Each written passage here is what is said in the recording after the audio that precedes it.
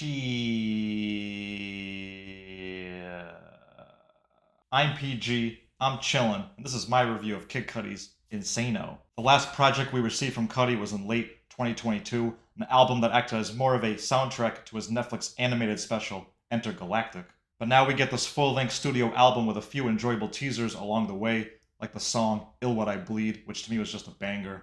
And going into this, we see a nice star-studded feature list as well. But before I get into this breakdown, let me just preface this by saying I was not a fan of the appearance by DJ Drama. His intro, outro, speeches just didn't fit for Cudi, at least for me, even though there is some trap-inspired production throughout this thing. So just keep that in mind. Kicking it off with the intro, Often I Have These Dreams, we get an interesting psych guitar kind of sample in the background. I like it, although Cudi's performance on this thing is really not memorable at all. And I share a similar feeling for the next three tracks where the beat is doing more work than the artist, which I expected on a Benny X beat for Most Ain't Dennis, but not for something like Get Off Me, which includes a so-so verse from Travis Scott. Far from the best collab from the Scotts. Then comes Wow, is one of my standouts on here. A$AP Rocky does this thing, and the melody is simple but infectious. Wow, wow, wow. Wow, wow, wow. The track Electro Wave Baby is cool too. I like Cudi's vocals on this thing, along with that spacey, distant flute in the background during the hook. They even go back to the blaring rage vibe on songs like A Tale of Night and Cud Life, although I like these more than the attempts on tracks 2 through 4. It sounded like Cudi is expanding to this new rager wave that's going on with artists like Yeat, Cardi, Destroy Lonely, etc.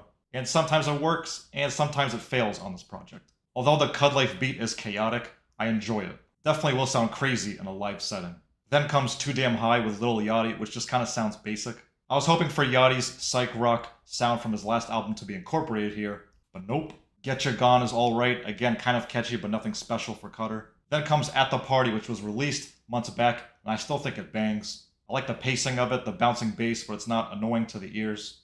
Decent features from Travis and Pharrell as well. The next two songs are kind of bland, Mr. Kula and Freshie. Not much to say here, but probably my two least favorite songs on the album.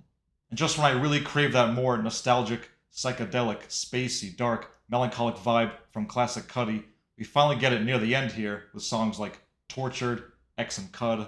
The XXS Tentacion and Cudi collab works, and it's definitely a big outlier on this album, as it's the only clear and outright somber song on it.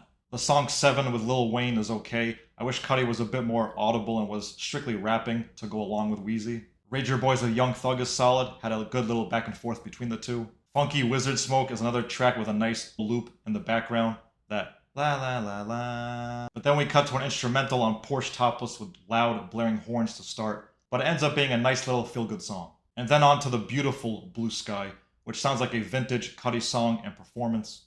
He has always been great with closing albums with a uplifting vibe.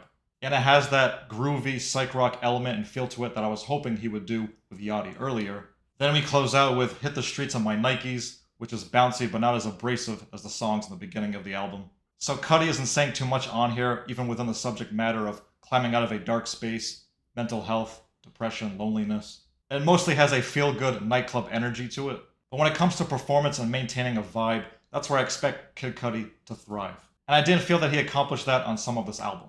Some of the songs on here, especially in the first half, it sounds like he's just riding these bouncy and distorted sounding beats, having these forgettable hooks. Although this new Rager aesthetic is a derivative of what Cudi did years ago, it just sounds messy and can take away from Cudi's strengths. And to have that on an album that is already bloated, 21 tracks, over an hour long, just makes that stand out even more. But there are still a handful of bangers and enjoyable moments on here, still heavy. Now, is this album in the same stratosphere of the Man on the Moon trilogy? No, but that's a high standard. Did those puns do anything for you? I love Cudi, I love a few of the songs, but overall it was slightly disappointing, and I wish it was more consistent, cohesive, and not as messy. My favorite songs are Wow, Cud Life, Blue Sky, Tortured, and Electro Wave Baby. But what are your thoughts on this album? These are my thoughts. Stay blessed.